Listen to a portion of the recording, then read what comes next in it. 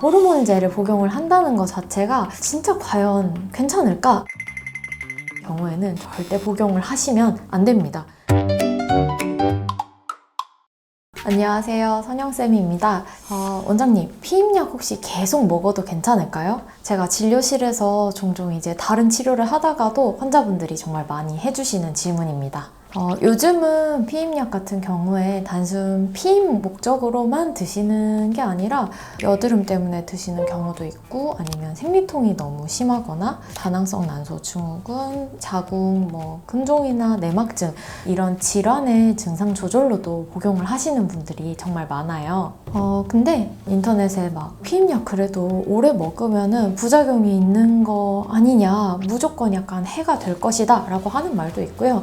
어떤 거 잘 찾아보면은 피임약 같은 경우에는 장기 복용해도 아무런 문제가 없다라고 하는 경우도 있습니다.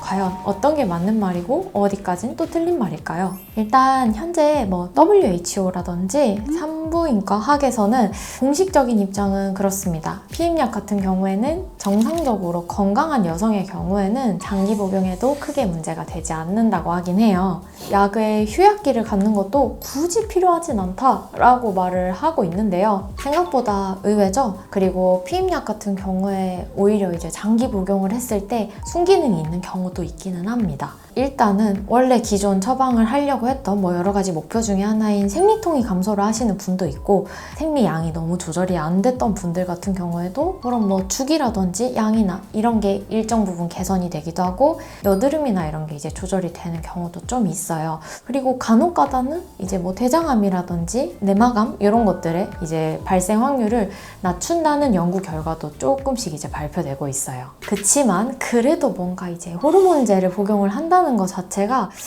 진짜 과연 괜찮을까라고 이제 걱정들을 많이 하세요. 그래서 많이 또 이제 질문을 하는 게, 호르몬제 같은 경우에는 어쨌든 우리 몸에서 정상적으로 호르몬을 분비해야 되는 기관인 난소라든지 아니면 조금 더 상위 기관인 시상하부나 이런 데들을 일을 이제 하지 않게끔 호르몬제가 대신 일을 해주기 때문에 나중에 끊었을 때 얘네가 난소가 이제 나중에 일을 하지 않고 그냥 이제 기능이 퇴화되진 않냐라고도 많이 여쭤보시긴 하거든요. 사실상 근데 그 부분은 조금 근거가 없다라고 하긴 합니다. 그리고 이제 피임약을 복용을 하셨던 분들이 산정검사 같은 걸 해보면 AMH라고 하죠. 이제 흔히 난소 나이라고 알려져 있는 그 이제 피검사 수치가 좀 떨어지게 나오기는 해요.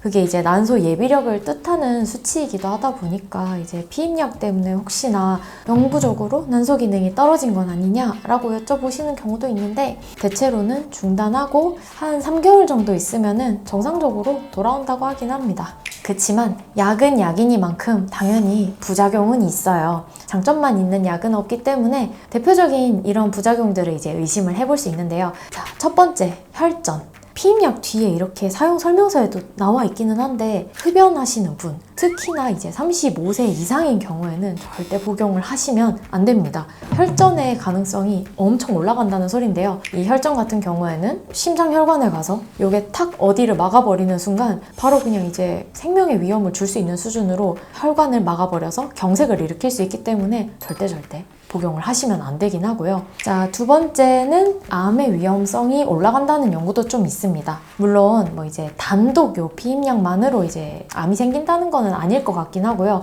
가족력이라든지 그 사람의 생활 환경이라든지 이런 것들을 모두 다 종합을 해야지 판단을 할 수 있기는 해요. 그리고 또 많은 분들이 호소하시는 부작용 중 하나, 기분 변화이긴 합니다.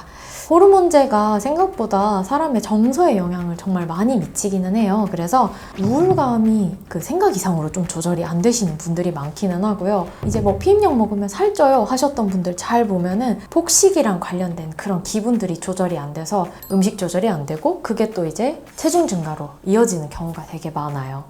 이거 이외에도 두통이라든지 메스꺼움이라든지 붓기나 아니면 성욕 감소나 개인별로 정말 차이가 있긴 하지만 같은 증상이라도 사람마다 엄청 약하게 나타나는 경우도 있고 엄청 강하게 이제 나타나는 경우도 있어서 솔직히 개인차가 엄청 심한 약이라고 할 수 있어요.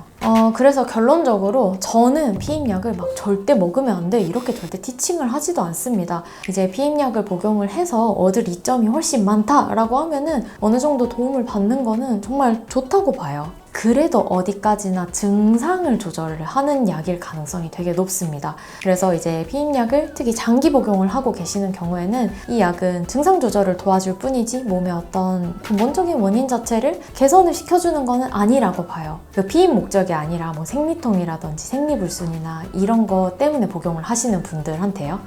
예를 들어서 생리통이 너무 심해서 피임약을 복용을 하는 도중에는 정말 괜찮아요. 증상도 너무 잘 조절이 되어 하시는데 끊으면은 다시 그냥 이제 생리통이 심해진다 라고 하는 분들이 정말 많거든요. 그러면 이때는 한번 다시 생각을 해봐야겠죠? 내가 왜 생리통이 이렇게 심한 몸인지를. 피임약을 복용을 하면서 몸이 좀 많이 붓는다든지 체중이 정말 많이 늘었다든지 복용을 하는 동안 잠을 좀 못 잔다든지 이런 말씀을 하시는 분들이 많긴 하거든요. 저는 그래서 이런 분들한테는 피임약을 참고 드시라고 말을 하진 않습니다. 오히려 지금 복용을 하는 목적이 피임 이외에 다른 어떤 증상 때문에 복용을 하시는 거라면 근본적으로 다른 방식으로 이제 좀 치료를 해서 증상 개선을 하시는 거를 추천을 드려요. 뭐 스트레스 같은 다른 요인이 있진 않았는지 유독 뭐 골반 쪽으로 순환이나 복부의 긴장도가 너무 높지는 않으신지 아니면 다른 1차적인 몸의 문제가 자궁 건강을 떨어뜨리고 있진 않은지 근본적인 원인을 또는 내 몸의 환경 자체를 바꿔주는 식으로 치료를 권유드리고 있기는 하거든요. 그래서 뭐 이제 한의학적인 어떤 검사를 진행을 하기도 하고 뭐 자율신경 검사라든지 아니면은 요즘에는 초음파의 도움을 받기도 해서 그 증상에 맞는 한약을 처방을 해드리기도 하고요.